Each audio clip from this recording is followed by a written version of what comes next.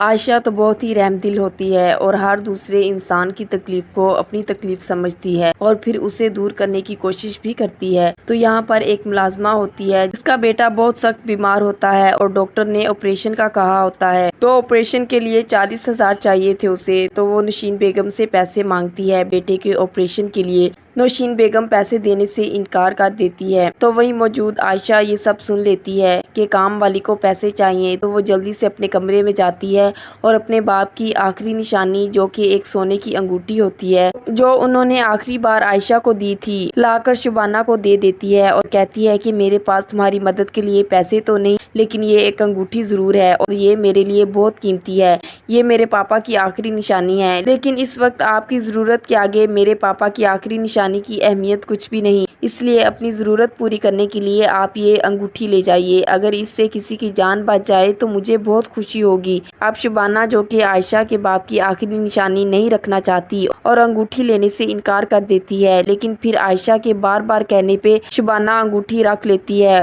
اب دوسری طرف نوشین بیگم تو یہ سارا منظر دیکھ رہی تھی اور اسے بہت غصہ آیا، تو وہ اب سب کے سامنے عائشہ کو ذلیل کرنے کی کوشش کرے گی۔ وہ ازمیر اور اپنے شوہر کے پاس جا کے کہتی ہے شبانہ نے مجھ سے پیسے مانگے تھے، تاکہ اس نے اپنی پے بھی ایڈوانس لے لی اور اس کے باوجود مزید پیسے مانگ رہی تھی، تو میں نے پھر بھی اسے 5,000 دے دیے جبکہ وہ 40,000 کی ڈیمانڈ کر رہی تھی۔ اتنے پیسے میں اسے کہاں سے لا کر دیتی، تو میں نے اسے انکار کر دیا، لیکن دیکھیے عائشہ کے کام، اس نے تو اس کے سامنے میری انسلٹ ہی کر دی۔ جب میں نے اسے مزید پیسے دینے سے انکار کر دیا تھا تو عائشہ کو کیا ضرورت تھی کہ اپنی سونے کی انگوٹھی لا کر اسے دیتی۔ عائشہ نے اسے اپنی سونے کی انگوٹھی دے کر کہا کہ اسے بیچ کر اپنی ضرورت پوری کر لو۔ تو یہاں پر اب عائشہ اپنی صفائی میں کہتی ہے کہ میں نے آپ کی کوئی انسلٹ نہیں کی، آنٹی وہ ضرورت مند تھی اور اسے پیسوں کی اشد ضرورت تھی، اس کے بیٹے کا آپریشن ہے، تو میرے پاس جو تھا میں نے وہی اسے لا کر دیا، وہ میرے بابا کی آخری نشانی تھی، میں اس چیز کو بھی خاطر میں نہیں لائی اور ایک انسانی جان کو بچانے کی خاطر میں نے ایسا کیا اور کسی کی جان بچانا تو فرض ہے ہم پر۔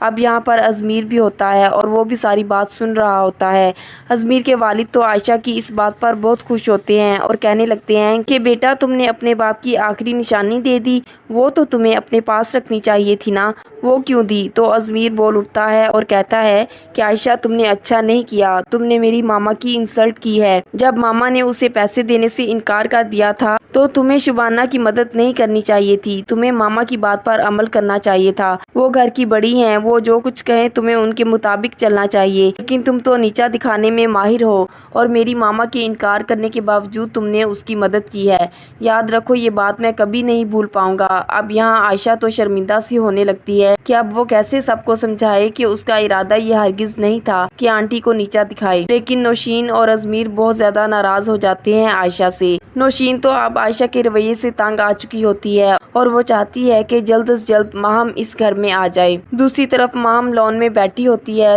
تو نوشین بیگم اس کے پاس جا کر کہتی ہے کہ میں اچھی طرح جانتی ہوں کہ تم اور ازمیر ایک دوسرے کے ساتھ بہت خوش نظر آتے ہو، تو اس کا مطلب یہ ہوا کہ تم دونوں ایک دوسرے کو پسند کرتے ہو، ایک دوسرے کی کمپنی کو انجوائے کرتے ہو اور ایک دوسرے کے ساتھ وقت گزارنا تم دونوں کو اچھا لگتا ہے۔ میں تو اب یہی چاہتی ہوں کہ کیا ہی اچھا ہو کہ تم دونوں جیون ساتھی بھی بن جاؤ۔ عائشہ تو اب سوچ میں پڑ جاتی ہے اور اسے ازمیر کے ساتھ گزرے ہوئے لمحات یاد آنے لگتے ہیں جب وہ دونوں مووی دیکھ رہے تھے۔ اب تو مام بھی ازمیر کے حوالے سے کافی زیادہ سیریس ہے، وہ بھی یہی چاہتی ہے کہ اس کی ازمیر سے شادی ہو جائے، لیکن یہ سب تو قدرت کے فیصلے ہوتے ہیں، انسان چاہ کر بھی کچھ نہیں کر پاتا اور سب کاموں میں اللہ کی مصلحت ہوتی ہے۔ ازمیر اور ماہم کی منگنی تو ہو جائے گی لیکن نکاح نہیں ہو پائے گا، کیونکہ قدرت کا یہ فیصلہ ہی نہیں، قدرت نے تو ازمیر اور عائشہ کا ہی ساتھ لکھا ہے، تو چاہے جو بھی اونچ نیچ ہو، جتنی بھی آزمائشیں آ جائیں، بعد میں انہوں نے ہی ایک ساتھ رہنا ہے۔ تو ناظرین آپ کی کیا رائے ہے؟ کیا آنے والی ایپیسوڈ میں ماہم اور ازمیر کی شادی ہو جائے گی؟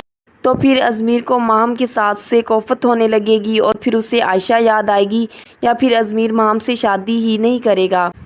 کمنٹ سیکشن میں اپنے خیالات کا اظہار ضرور کیجیے گا۔